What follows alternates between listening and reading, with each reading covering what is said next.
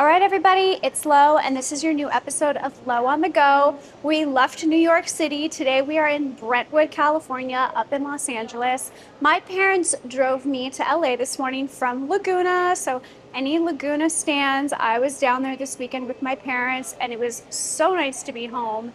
It is so refreshing to be back in California. I love New York. I've lived there for 13, 14 years, but it is so nice to come home. Anyway, we're in Brentwood today. We're meeting my friend Alyssa Lynch. She is an actress. She is a creator. She's really focused on wellness, spirituality in her life. She is a lover of matcha. So we're gonna get a smoothie at her favorite spot here in Brentwood today and then take a walk around the old stomping grounds. So let's go meet her. Hi, Alyssa. Hello. Is this your favorite Los Angeles This is my spot? favorite spot. Welcome. Hi, how are you? I'm good. How are you? Good. It's Welcome so to the sunshine. nice. I know. I lived like in this neighborhood for so long after I went to UCLA, and Did then you? I moved to New York, and I'm like, oh my God, it's so nice here when I come back. Oh, it is so nice, but New York's amazing too. I know. Do you want to go inside? Yeah, let's do Can we it. get a drink and Yeah. stuff too? Yeah. Okay, let's do it. I want something that has a lot of protein and a lot of like fat because I have a long day today. So I need like some fuel, and I haven't eaten anything yet. Okay. This one looks good.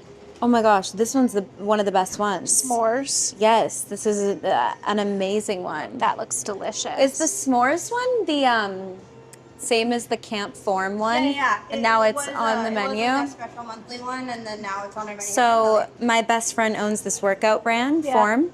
Oh, okay. And they created a smoothie here, and it was that one. Oh, Yeah, well, and it's that's one of the the one that best. I would like. Okay. Are you getting one, or are you just getting a matcha? I'll do. Are you the matcha goddess? I wish I could have that title. That's a great title. I know, I love. I might just do a matcha latte, but can I do almond instead of oat milk? Yeah, of course. And then is it going to be iced or hot for you? I'll do it hot, please. Thank you. Okay, now I can't wait. I can't wait to have really the best smoothie in LA. Best smoothie in LA. I love it. Sounds good. It's so cute here. So, I know that you're an actress, but you've done a lot of like influencing and content creation in the past Yeah. couple years. Tell me about that transition. I was acting in Vancouver. So I was on like 3 shows, and then I was like, you know what, let's. Oh, you're Canadian. That's why you're so nice. Oh yeah. Well, I'm glad you still think so. I'm not like I guess America hasn't fully rubbed off on me quite yet, so I still have my Canadian roots. But yeah, I came here when I was 19. I was still doing my shows, and I was like acting here and doing that whole thing, and kind of just fell into this world of like social media. Yeah. Had no idea what it was about, and I remember telling my friends, like, I would see people that were like holding their cameras up and talking. Yeah. And I was like, if I ever do that, slap me.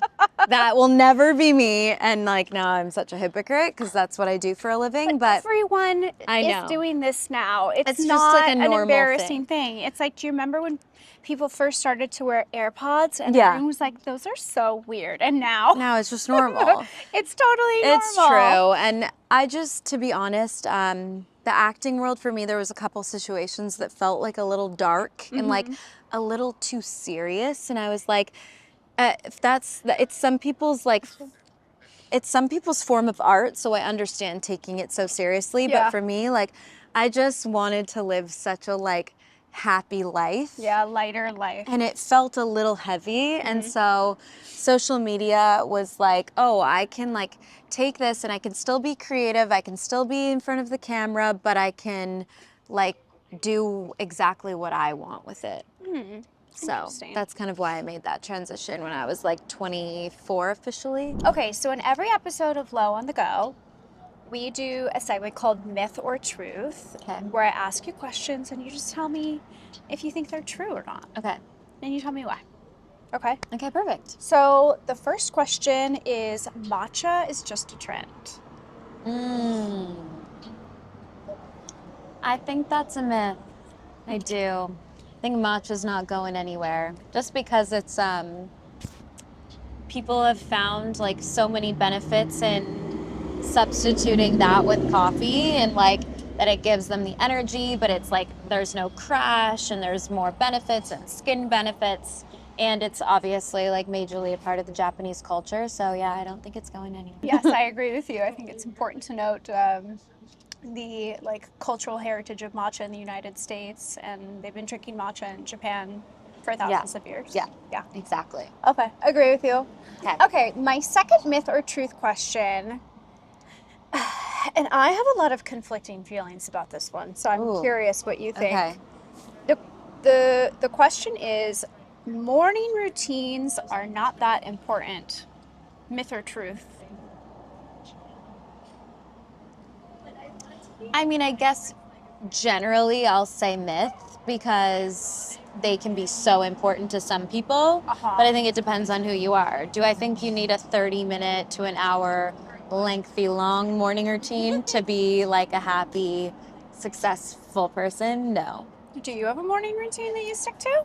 I go through phases where like I really need that morning routine and it sets me up for such success throughout the day. And honestly, sometimes I'm like, the last thing I want is any type of routine. I just want to wake up and like see how I feel and flow and see what happens. And sometimes that means like leaving straight out the door. You know? I feel the exact same way. That's why I was conflicted about this question. Right. Because for me, inconsistency is my consistency. Mm. I'll do something for a few weeks, and Yeah. I'm like, I'm Then gonna change move it on to the up. next thing, and you know, like around and around I go. Okay. Yeah. Depends on who you are, I guess. I think it depends on who you are. I think some people though, like some people that like are super type A, can exercise every single day, eat the same thing every Yeah. single day, and do the same. And I think that that's like what helps them stay centered. But for me, I can only be good and do good for so long before I expire from being good and doing good. Same. And then I have to do bad for Then I have like to be a bad little for a little while. minute to Yeah. come back to my good. Exactly. Yeah. You like need a little bit of bad Yeah, I to think so balance too. it all out. Okay, my next question, myth or truth, insomnia will go away on its own. Oh my gosh. I mean, I think that's a myth, unfortunately, because I had insomnia for 3 years and it's been like a constant thing that I have to practice at getting better, and it will come back immediately when my nervous system is out of whack. What is it for you that is the like catalyst behind your insomnia? I think just a like dysregulated nervous system, which is such a like sensitive thing to try and understand of like how to change, and like I just have the most sensitive body. So when something's like a little bit out of whack, it's like, all right, I can feel that I'm probably not going to sleep tonight. So I have to do like breath work, meditation, take the right supplements, like all of that stuff. I actually had a lot of insomnia as a kid growing up because my anxiety and a little bit of like OCD, like thinking, Yep. started to kind of like pop up when I was a kid. And I would lay in bed at night as a kid and like worry that everyone in my family was going to die. And I would create these like horror stories I would tell myself. And when you're a kid, you don't know how to save yourself out of that. You don't have like the mental acuity and the brain development to understand that like you can step outside of that. And so I remember, and still to this day sometimes, that insomnia can really be a self-fulfilling prophecy, because if you start to worry about it, then guaranteed you're not going to sleep that night. 1,000%. I think once you develop a sleeping issue, what ends up becoming the biggest stressor for the sleeping issue is being anxious about the sleeping issue. Yeah, so that's something.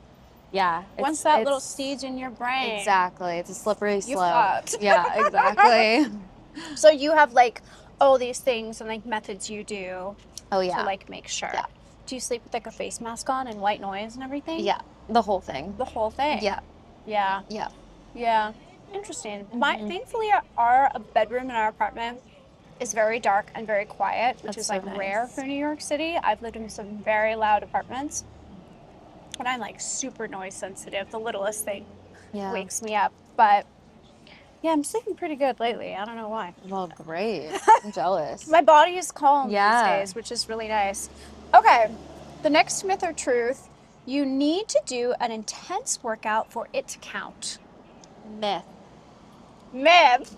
Myth. Yeah. Yeah. I think like so many people, especially women, are realizing that like low impact, short workouts are maybe even more beneficial. And also, like for me personally, recovery days. I used to work out every single day, 7 days a week, high Oh my intensity, gosh. and like it worked for a while. Do you know what I mean? Like I got super fit and felt super fit and had so much energy until it didn't, until I burnt out. And then I was like, wait, what's going on? Do I need to work out more? And I realized like working out way less, shorter, low impact, not getting my heart rate going like crazy actually was more beneficial for my body. Yeah, I hear that a lot from people, and I've experienced that myself. Before I started Love Wellness, I was going through like a really challenging time with depression and like really terrible anxiety, and kind of anything could set me off. And so I like started to exercise because when I was exercising, it sort of gave me a reprieve from like the anxiety for a little bit, right? You can like feel the shift in your body. But then it started to turn on me, and when I would do the high impact exercise, it would actually give me panic attacks because I think my cortisol levels were so elevated. My body was like, we're running from a bear all the time. Totally. Like we're constantly trying to escape. Yep. And I have made, just like you, a pretty significant shift in how I move my body. Like I do a ton of walking and I do Pilates. Yeah. And I think a lot of this stuff actually for many women, not all women, has a good effect on how their hormones are regulated and the delivery of all of that stuff. So Yeah, exactly. Yeah. Females are a little more sensitive. do you do like a lot of Pilates? Yeah. What do you do? Pilates? Pilates, walking, a lot of like mat Pilates classes. You walk in LA? I do. I'm a weirdo. I'm like the Where do you girl. walk? No, like people will be like, Alyssa, was that just you on the side of the 405? And I'm like, yeah, The 405. like, gotta get to A and B somehow. Yeah, that's funny.